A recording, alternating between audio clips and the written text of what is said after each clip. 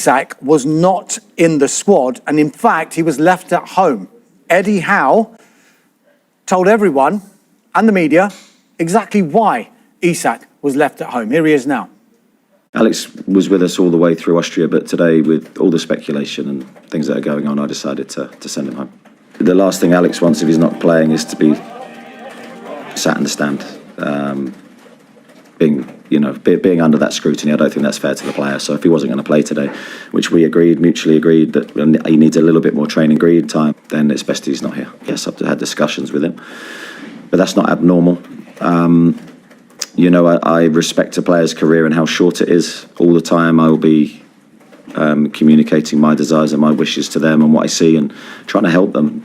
Alex has been really good and he's trained really well so far this season. So I know there'll be lots of noise around it and I can't really control that, but from inside he's been really good. Has there been any approach for Alex? Has there been any offers? No, there's been no formal approach. I respect a player's career and how short it is. Key words from Eddie Howe there about Alexander Isak. Should Newcastle United fans be worried in any way that this has reared its head again, given Liverpool have kind of pivoted from Alexander Isak to Hugo Ekitike? Could it go back the other way? I don't think so. I think Liverpool are so far down the track with Hugo Ekitike and Frankfurt that it won't happen. However, the noise, I hate to say, for Newcastle fans won't go away. You get the feeling that we'll be talking about Alexander Isak right the way through to the deadline day on September the 1st.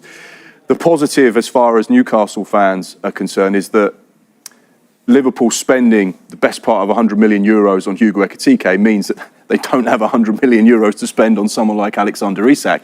And as we know, where the Premier League sides are conscious of PSR, we know that teams in La Liga have to be very careful about what they spend as well, particularly Barcelona, so it leaves only Real Madrid. There are very few sides in European football that could afford the type of money that Newcastle want. Now, their stance is quite clear, and Eddie Howe said this after the game yesterday. He's not for sale. We don't want to sell him.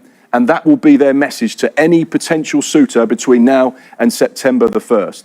But this is a player that got 32 goal involvements last season in all competitions. He was absolutely sensational. He was one of the best strikers in world football last season. So there is always going to be noise. There is always going to be interest.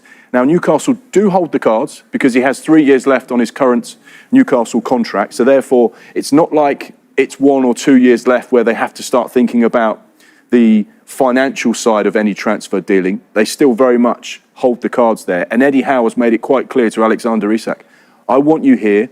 I want you to lead my attack.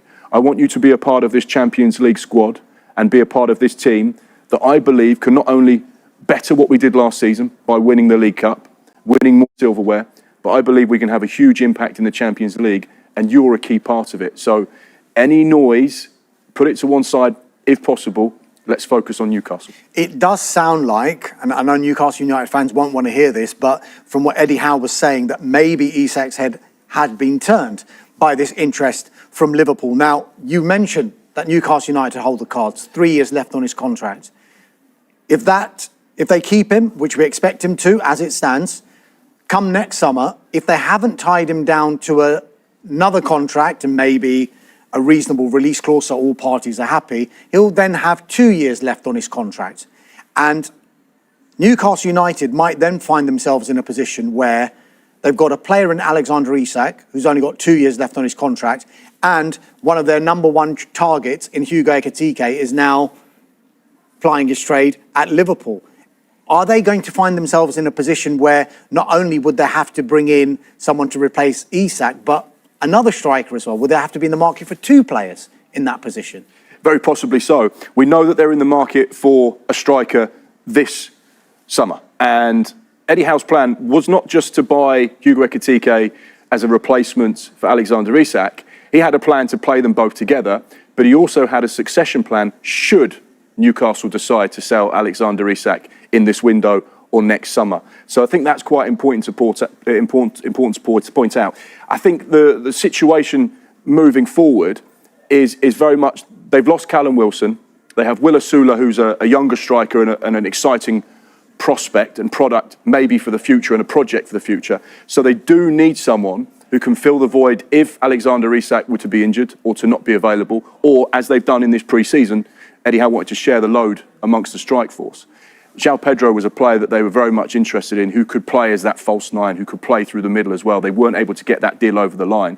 So therefore, they're back at the drawing board looking at their options and targets, because it's absolutely a position they do need to strengthen. The problem for Newcastle is everyone knows that they had £70 million rejected by Eintracht Frankfurt, so they know exactly how much is on the chequebook. Yeah, very much so. Now, it should be said that Eddie Howe did say that he is still confident of bringing in some players in this window, despite missing out on some of their big targets to other clubs. Right, don't go away, because coming up, we're joined by Florian Plettenberg as he brings us all the transfer news from Germany.